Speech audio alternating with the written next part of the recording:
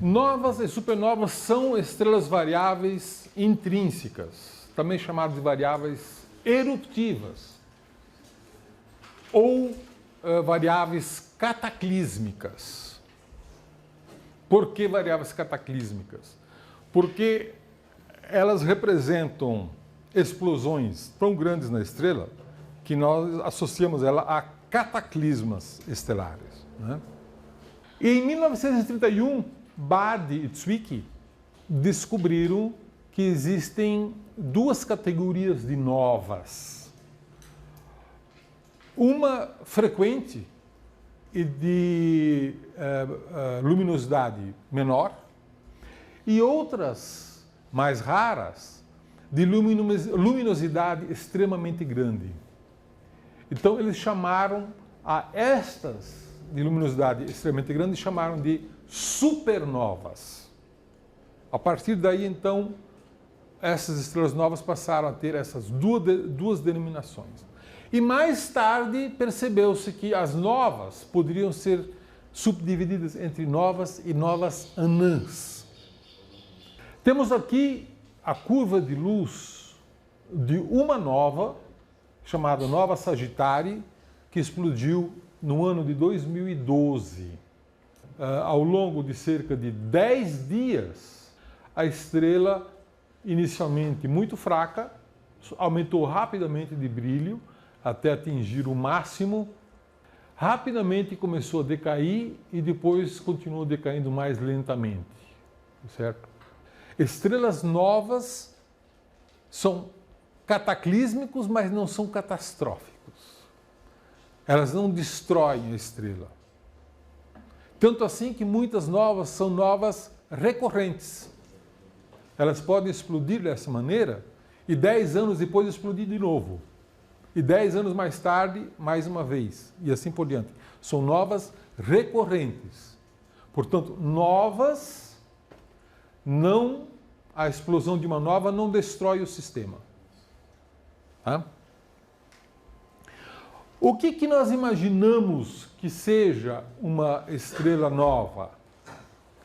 Uma estrela nova, nós temos bastante segurança hoje, porque todas as estrelas que explodiram nas últimas décadas foram investigadas com bastante detalhe. Eu ajudei bastante nisso. Vários dos meus alunos também fizeram tese nessa área. E todas elas pode-se provar que é um sistema duplo, onde você tem uma estrela vermelha e uma anã branca capturando matéria, gás da estrela vermelha. Quando você tem essa situação, uma binária, na qual uma anã branca captura gás de uma estrela vermelha, nós chamamos de variável cataclísmica, sempre, independentemente de como é o comportamento dela a longo prazo.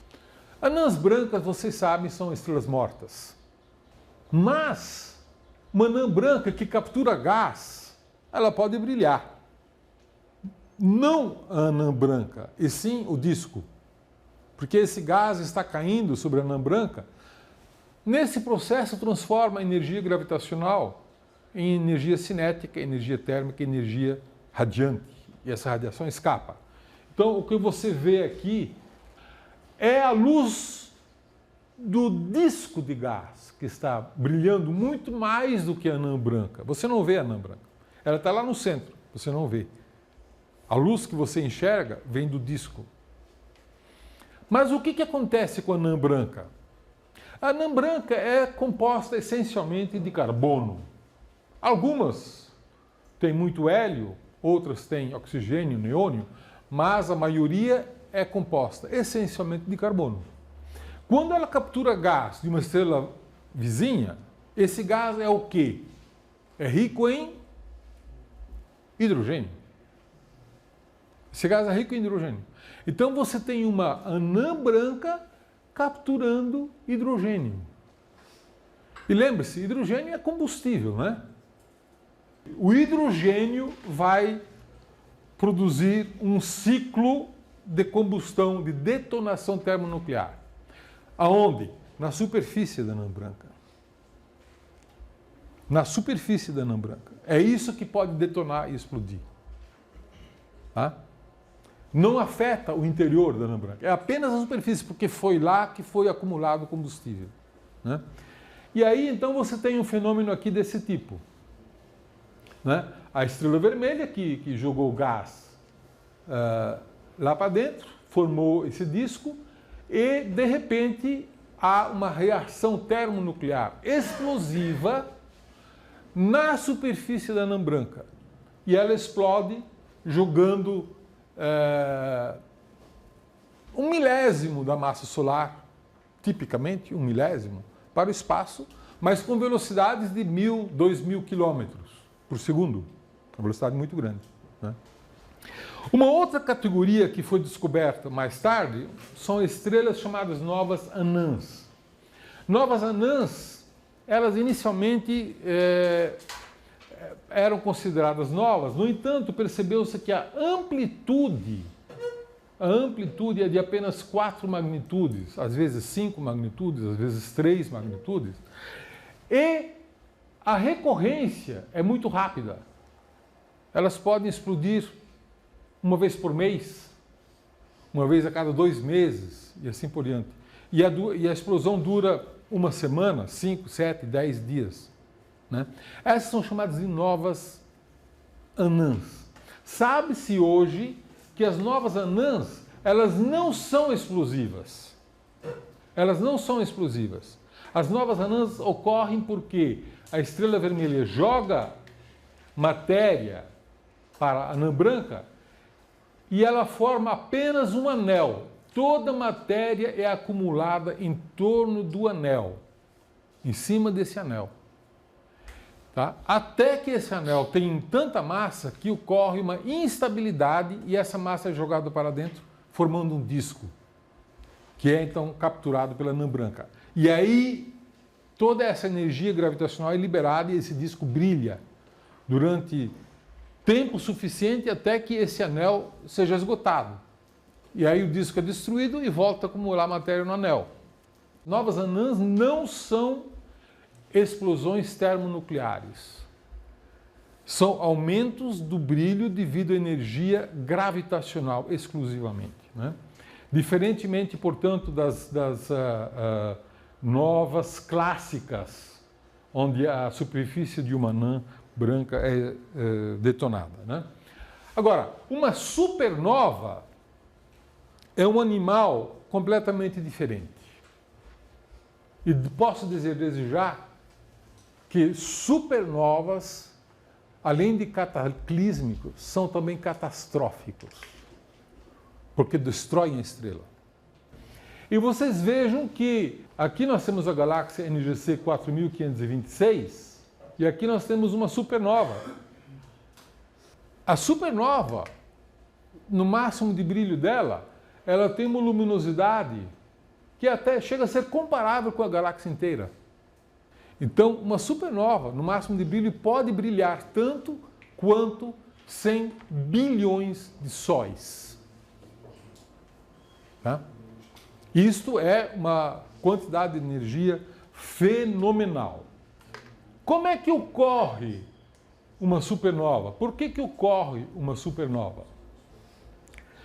Vocês se lembram desta figura que nós já vimos numa outra aula, né? E que é a figura da alquimia cósmica. Né? É como é que dentro de uma estrela de grande massa, você transforma hidrogênio em hélio, hélio em carbono, carbono em neônio e assim por diante, até ferro. Lá no centro você pode produzir ferro. Por quê? Porque cada um desses elementos químicos é combustível. O hidrogênio é combustível, deixa como cinza o hélio. Mas quando a temperatura é muito alta, o hélio é combustível e deixa como cinza o carbono. Quando a temperatura aumenta, o carbono vira combustível e deixa e assim por diante. Até o ferro. O ferro não é combustível. O ferro não é combustível. Porque todos esses elementos químicos podem sofrer reações exoenergéticas. Do ferro em diante é endoenergético. Né? Você tem que dar energia para o ferro para ele virar níquel, cobalto, ouro, chumbo e assim por diante. Isso não ocorre naturalmente. Então o ferro é o ponto final na estrutura de uma estrela. Tá? Então, uma estrela gigante, supergigante, vai ter esse tipo de fornalha produzindo elementos químicos. Tá? Esse núcleo de ferro, ele chega a um certo ponto em que ele começa a ser como uma anã branca. Os elétrons ficam degenerados. Né? Agora vocês prestem atenção. O que vai acontecer com esse núcleo de ferro se ele ultrapassar o limite de Chandrasekhar? Lembre-se, o limite de Chandrasekhar é 1,4 massas solares. Se uma estrela degenerada, ou um núcleo degenerado, onde os elétrons têm uma degenerescência, se ultrapassar esse limite, esse núcleo colapsa. Colapsa, podendo virar uma estrela de nêutrons. Por que colapsa? Por causa do processo Urca. O processo Urca é um processo em que um próton e um elétron reagem, formando um nêutron e um neutrino. O neutrino escapa, some. Tá? Então, o próton e o elétron se combinaram, formaram um nêutron, e o neutrino fugiu, sobrou um nêutron lá. Quanto mais nêutron você produz, mais a estrela colapsa e mais neutrinos são produzidos. Quem inventou essa reação para explicar as supernovas foram dois pesquisadores chamados Gamow e Schenberg. Mário Schenberg, um brasileiro, que foi professor da USP. E eles chamaram de processo Urca por gozação. Né? Eles eram, o Gamow, especialmente, era muito gozador, e no Rio de Janeiro tinha um bairro, Urca, onde tinha o famoso cassino. E nesse cassino, o dinheiro desaparecia de uma forma muito misteriosa e muito suspeita. Não é? Mais ou menos da mesma maneira como numa estrela colapsante, ao produzir neutrinos, os neutrinos escapam, levam energia embora. E isso produz mais colapso. Quando esse núcleo de ferro atinge o limite de Chandrasekhar, os prótons e os elétrons desaparecem. O que sobra é o nêutron. E o nêutron com menos energia, porque o neutrino foi embora. Isso faz com que rapidamente se forme uma estrela de nêutrons. Tá? O que acontece com o resto da estrela? Se você implode o núcleo por um raio de 10 km, o resto da estrela próxima colapsa por cima dessa estrela de nêutrons. Imagine isso tudo dentro de uma estrela. Esse colapso ocorre em 1 segundo. Tão rápido quanto 1 segundo, o resto cai sobre a estrela de nêutrons. No momento em que cai sobre a estrela de nêutrons, você imagine você pegar uma bola e jogar na parede. Na hora que você joga a bola na parede, ricocheteia, certo? A estrela caindo sobre uma estrela de nêutrons produz uma grande quantidade de energia, reações termonucleares, que fazem com que a energia nuclear liberada seja muito maior do que a energia de ligação gravitacional. O que acontece? Você tem, de repente, um gás com uma quantidade de energia muito maior do que a energia de ligação gravitacional. Explode. Joga tudo para o espaço. Certo? Então, no momento em que esse gás bate na estrela de nêutrons, produz essa fabulosa quantidade de reações termonucleares, sobra a estrela de nêutrons lá e o resto é explodido para o espaço. né? Inclusive, são produzidos neutrinos de energia muito mais alta, nesta fase, de energia muito mais alta, e neutrinos com energia muito mais alta, eles aumentam muito a seção de choque, eles podem ser reabsorvidos. Então, eles sendo reabsorvidos nas camadas externas, aumentam o poder de explosão dessas camadas externas. Tá? E a quantidade de energia e de nêutrons disponíveis nessa fase faz com que o ferro rapidamente possa aumentar o tamanho do seu núcleo e produzindo elementos químicos cada vez mais pesados. Níquel, cobalto, até ouro, chumbo, tório, urânio e assim por diante. Nessa fase explosiva da supernova. Tá? É assim que esses elementos químicos mais pesados do que o ferro são produzidos. Nós não conhecemos outra maneira de produzir esses elementos químicos. Tá? Em lugar nenhum. É na explosão da supernova. Tudo que é mais pesado do que ferro é produzido nesse momento. Tá?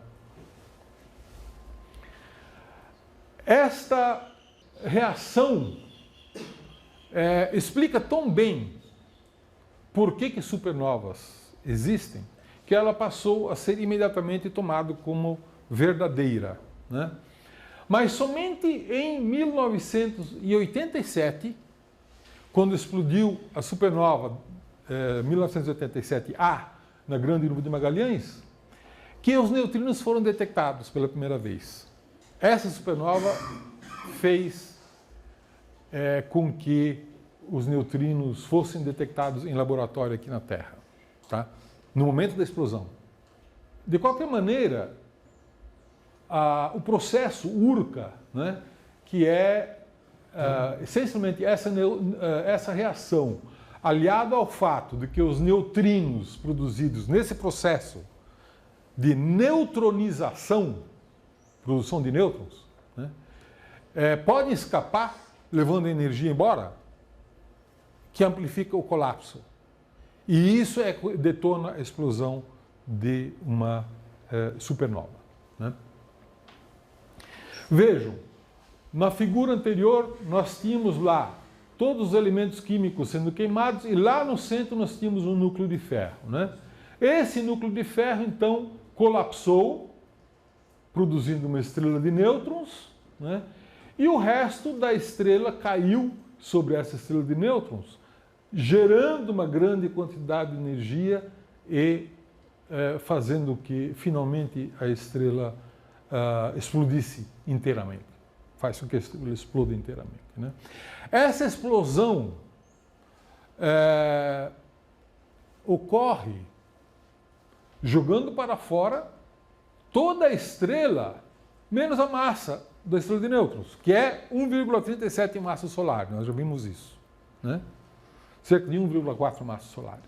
Todo o resto é explodido. 20, 30 massas solares, 10 massas solares, com uma velocidade de cerca de 3% da velocidade da luz. Tá? 10 mil quilômetros por segundo, às vezes 20 mil quilômetros por segundo, às vezes 5 mil quilômetros por segundo, uma velocidade gigantesca. Isso é uma quantidade de energia realmente muito grande e é por isso que essa supernova brilha tanto quanto uma galáxia inteira, né, nesta fase.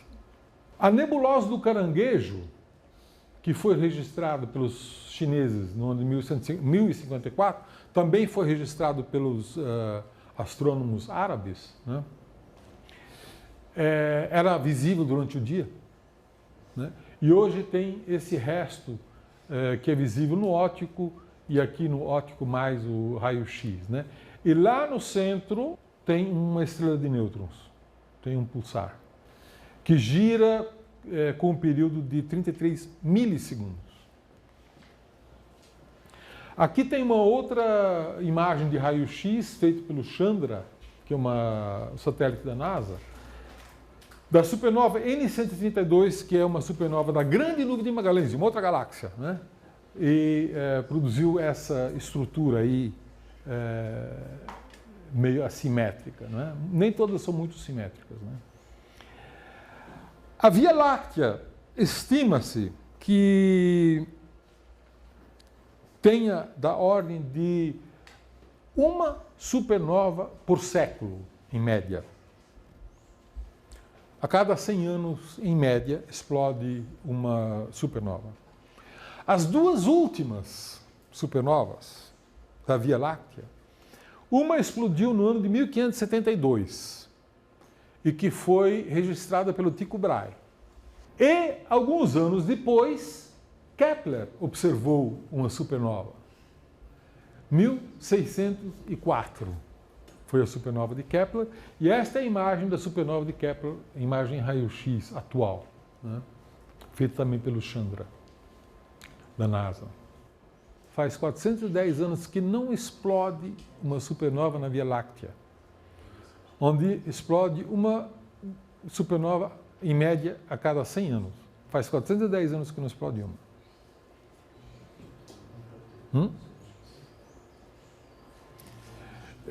Isso não prova que nós estamos prestes a assistir uma explosão, mas nada impede que amanhã não haja explosão de uma supernova, certo? Nem na Via Láctea, nem em Andrômeda. Tá? E isso seria, de fato, extremamente interessante, porque poderia se detectar pela primeira vez ondas gravitacionais diretamente. Porque acredita-se que a explosão de uma supernova seja um dos eventos de produção de ondas gravitacionais mais fortes que ocorre no universo, tá? Pelo menos no universo local. Supernovas são classificadas em duas categorias: supernovas do tipo 1 e supernovas do tipo 2. Supernovas do tipo 1 não têm hidrogênio no espectro. E supernovas do tipo 2 são ricas em hidrogênio no espectro. As supernovas do tipo 1 são divididas em 1A e 1B, vermelho e azul. Vocês vejam que as supernovas do tipo 1A, elas têm um pico e depois caem lentamente. As supernovas do tipo 1B também têm o pico e caem lentamente, mas têm um brilho máximo menor. Supernovas do tipo 2, elas podem ocorrer com platô, um pico seguido de um platô, ou não. Quando tem platô, nós dizemos que são supernovas do tipo 2P. E quando não tem platô, supernovas do tipo 2L. Essa grande divisão de supernova do tipo 1 e do tipo 2 é uma primeira aproximação. Cada uma delas pode ser depois subclassificadas em diversos subtipos. Eu estou sendo simplista, mostrando apenas alguns tipos para mostrar que a classificação não é tão simples assim. As supernovas do tipo 1A são extremamente interessantes. Elas são extremamente interessantes, porque foi com essas supernovas que se descobriu que existe energia escura. Foi usando essas supernovas como técnica, como método. Né? E por que isso? Porque as supernovas do tipo 1A, elas são muito brilhantes no pico e decaem todas da mesma maneira. Elas têm brilho máximo igual e decaem todas da mesma maneira. Aqui nós temos diversas supernovas mostrando nessa figura a parte superior, e vocês vão dizer que elas não têm todas o mesmo brilho. Sim, porque estão a distâncias diferentes. Né? Supernovas com distâncias diferentes, evidentemente, vão ter brilho aparentemente diferente. Quando você corrige todas essas supernovas, corrige pela distância, colocando todas elas na mesma distância, por exemplo, em vez de magnitude aparente, colocando em magnitude absoluta, que seria correção para todas as mesmas distâncias, vejam o que ocorre com todos esses pontos aqui. Todos caem em cima exatamente da mesma curva. É como se todas as supernovas do tipo 1A tivessem exatamente o mesmo comportamento, o mesmo brilho e o mesmo comportamento temporal, né? Isso foi muito interessante porque foi dessa maneira que os astrônomos conseguiram medir com absoluta precisão a distância das supernovas e, medindo o redshift das galáxias em que elas ocorreram, mostraram que o universo está em expansão acelerada e não desacelerada como se pensava. E essa é a origem da ideia da energia escura. Foi por causa da constância do brilho das supernovas que se descobriu a energia escura, porque foi usado como uma vela padrão em muitos casos estudados, né? Então, ela tem um uso que foi extremamente importante. E por que elas são vela padrão? Por que elas têm a mesma magnitude no pico e por que elas decaem exatamente da mesma maneira? Porque elas surgem do mesmo objeto, do mesmo tipo, exatamente o mesmo tipo de objeto. Tá?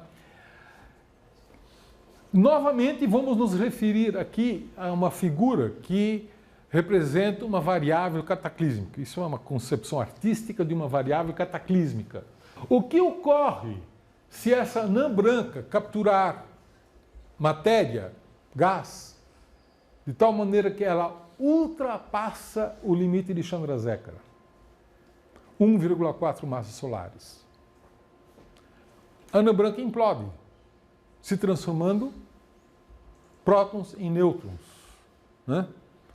Mas esta implosão produz reações termonucleares porque não é ferro que está queimando, é carbono que está queimando.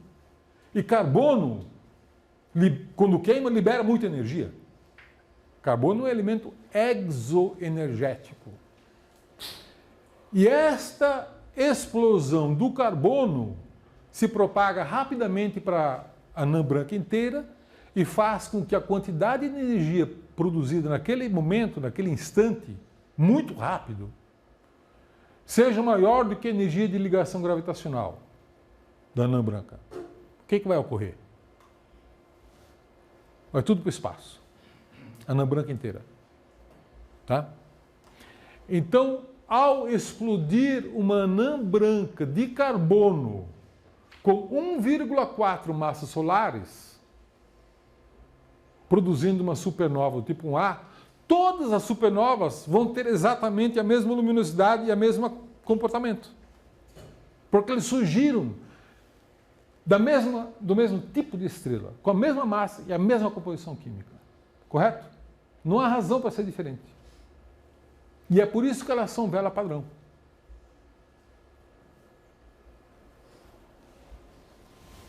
Tá? Inclusive, existe uma coisa extremamente curiosa, né? Que o pico de uma supernova do tipo 1A é produzida pela radioatividade do níquel 56. O níquel 56 decai com uma meia-vida de 6 dias. Um decaimento muito rápido. Quando chega num certo ponto, o níquel já não produz mais, vem o cobalto 56, que tem uma meia-vida de 77 dias. Né? Então aqui, esta luminosidade, nesta fase, é dominada pelo níquel radioativo, e nesta fase, segunda fase de decaimento, é dominado pelo cobalto radioativo. Né? Então, e nós sabemos que as escalas de tempo batem exatamente com as escalas de tempo das curvas de luz de uma supernova do tipo 1A.